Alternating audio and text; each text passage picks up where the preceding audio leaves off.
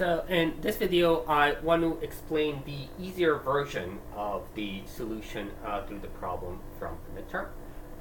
So we already set things up, and now what I want to do is I want to write a function that takes in the number of negatives and the FPR and returns a fake FPR. Okay, so it's going to look like this. So I'm going to call it fake FPR. I believe it's called fake neg pred in the solutions that they're posted. And that's going to be a function of the number of negatives and the FPR. So that seems like a little bit weird, right? Because what we're saying is, like, give me a fake FPR and I'm giving you the real FPR. So what is it that's happening? Well, what's happening is if the number of negatives was really large, right? So if the number of negatives here was not 3, it was like 30 or like 3,000, then you'd get the same fake FPR as the real FPR. But if you have a set FPR, like 1/3, and you have just 3 negatives, well, if the FPR here is 1/3, you still might get some, on average, you'd get like 1 positive out of 3, but sometimes you get 2, sometimes you get 0, sometimes you get 3, right? Most of the time on average you get. So okay, so let's do that. So what we're going to do is we're going to say, okay, so what are the predictions for the negatives? So here, like n neg, if we're talking about this data set, it's just going to be 3, okay, because we have three negative labels.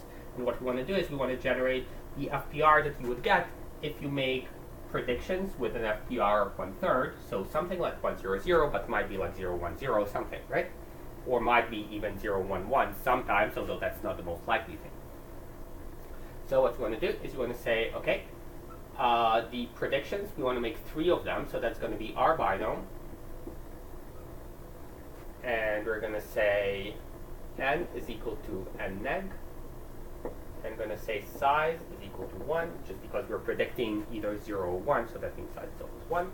And prob is going to be FPR. So what that means is if n neg is 3, for example, as it would be for test A, right? Then what you do is you generate 3 numbers, and the probability of a 1 is going to be FPR. And what we're going to do now is we're going to say, okay, all right, so now that we have that, we want to compute the FPR. So what's the FPR? Well, that's just the number of ones. So what we'll do is we'll just say return mean of pred.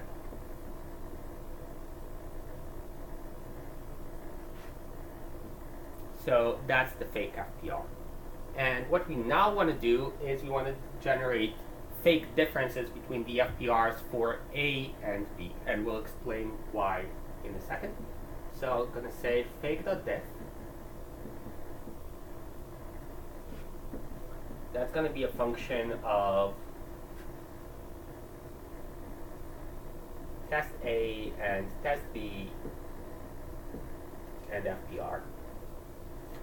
And what that's going to do is it's going to generate fake data, and then it's going to compute the FPRs for the fake data, and then it's going to take the difference between the FPRs for A and the FPRs for B. So we're going to say, okay, all right, so we have sum of 1 minus test A negative in test A, or in other words, we can say, so fake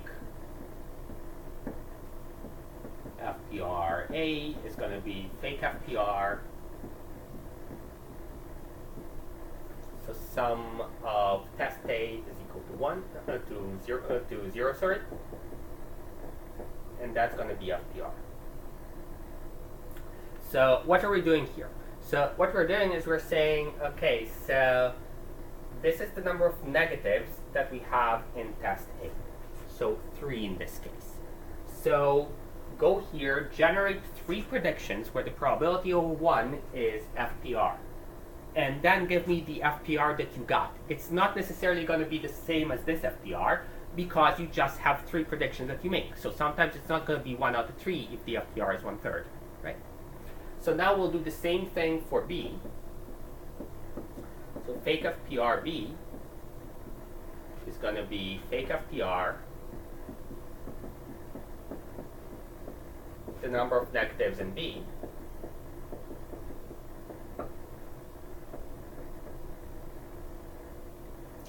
And now all we need to do is just return the difference. So we'll say return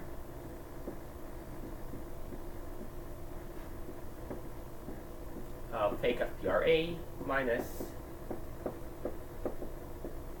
fake FPRB.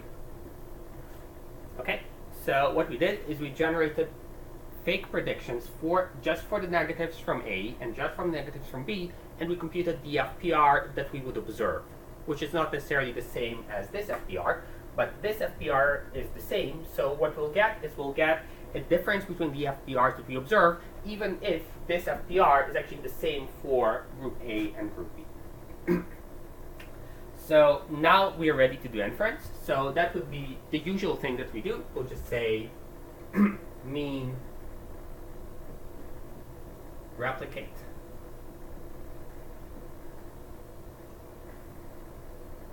Let's say 10,000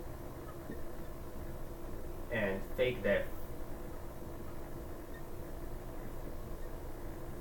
test A, test B, FPR.